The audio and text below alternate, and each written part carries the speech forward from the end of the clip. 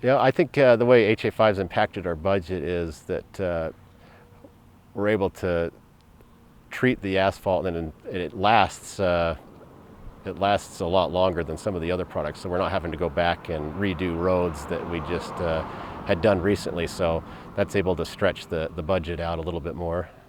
So we're able to get more surface done.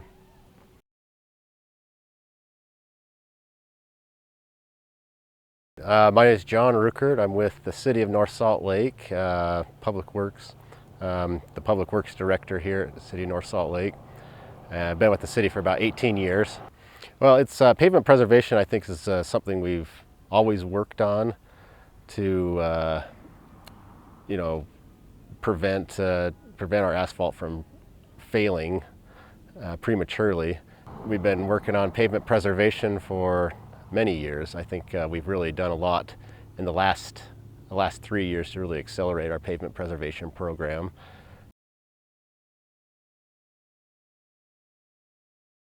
So, many years ago, the way that we managed asphalt is a new road went in, almost always built by a developer. So the new road's installed, and a year later, the city would come in and we would do a slurry seal. And kind of the timing was set not by the best treatment for the road or the best use of our funds, but you build a new road and then they build a bunch of houses for a year. So after about a year, we'd come in, we'd do a slurry seal, and then 8 years later, we'd do another slurry seal, and then 8 years later, if possible, we do another slurry seal. At some point, the road is really not capable of doing that anymore. Chip seals were discouraged or disallowed in a lot of residential areas because the chips break windshields, and it's not a popular treatment with residential roads by the residents. And so we kind of end up taking that out of the toolbox for a while. And then eventually we would do a mill and overlay in some situations. And then when the road could no longer have any kind of treatment that would feasibly bring it back to serviceable condition, we'd remove all the asphalt, do a full street reconstruction, and start over.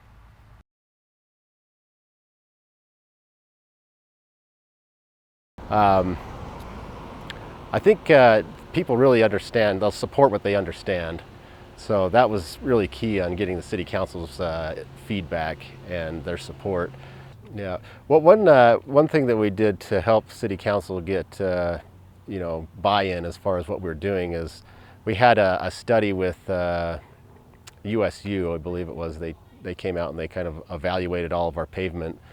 And we took that study, we looked at it pretty close, and we put our staff opinion on all those findings that the students had found when they'd been out working on the pavement. And combined with that, that's what we built a report, and I presented it to City Council, and we kind of built a plan, an 8-year plan around those findings on how we were going to replace asphalt, preserve asphalt, and just maintain the stuff that we had in the system.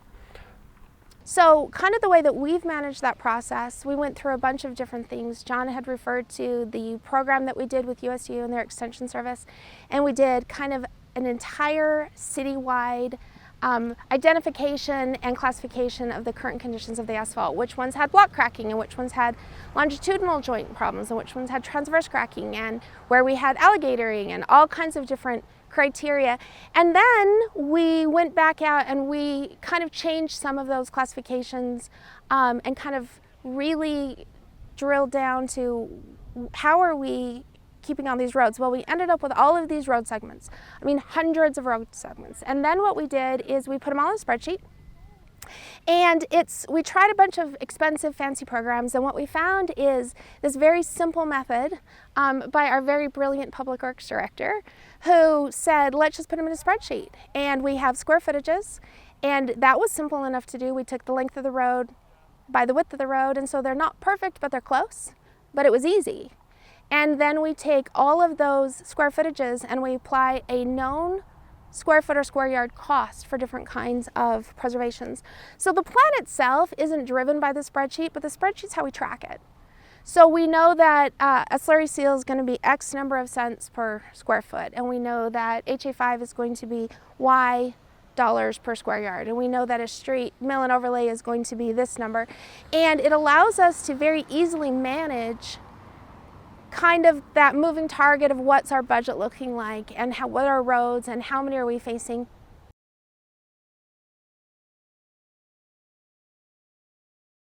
Here are like some of the tools that we use for pavement preservation. We like to get on the pavement, preserve it as quick as possible after we put new asphalt down, and that's budget dependent. I mean, we're within 2 to 3 years by the time we're going over pavement and re-preserving it with with the different things that we use. A lot of our major tools that we use in our pavement preservation, we use crack seal. We've used slurry seals in the past. We've done bonded matrix overlays. The HA5 product we've used a lot of. Microsurfacing. And just your standard like chip seals with the lightweight aggregate chip. We've used a lot of that stuff too.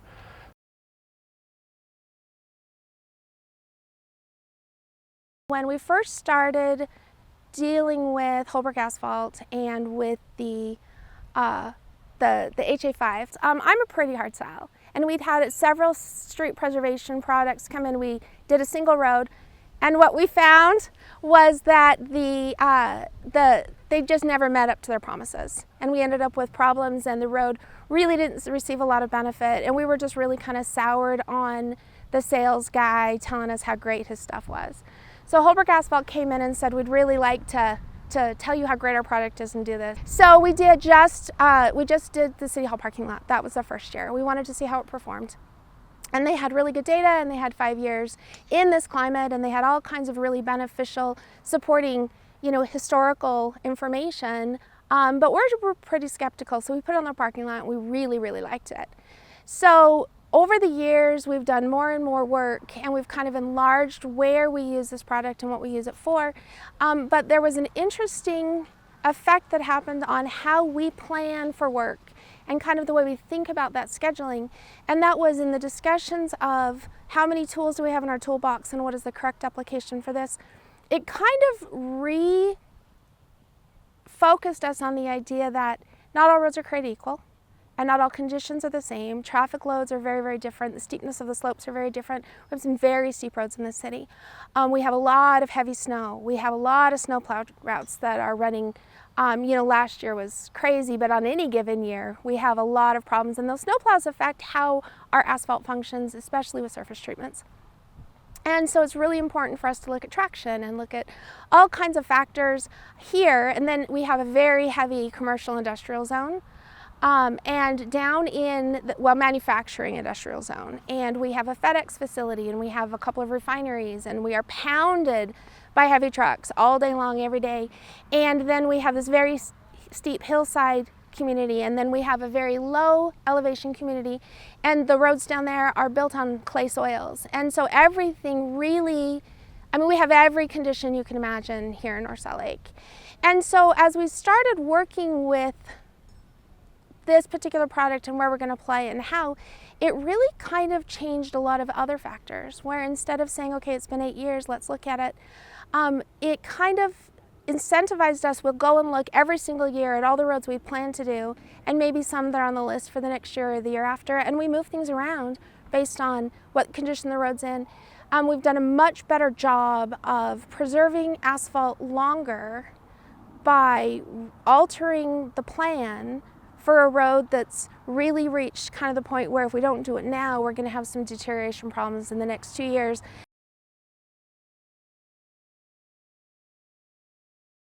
So our pavement preservation plan is a really huge benefit to the city. Everybody knows, or at least should know, that if you put new asphalt in and then it ages to a certain point until it's no longer drivable, theoretically could turn to gravel eventually. And you have potholes and you have cracks and you have all these problems. By preserving the asphalt and managing the life cycle, every dollar we put in up front saves us $15, $20 down the road that we don't have to replace the asphalt as quickly.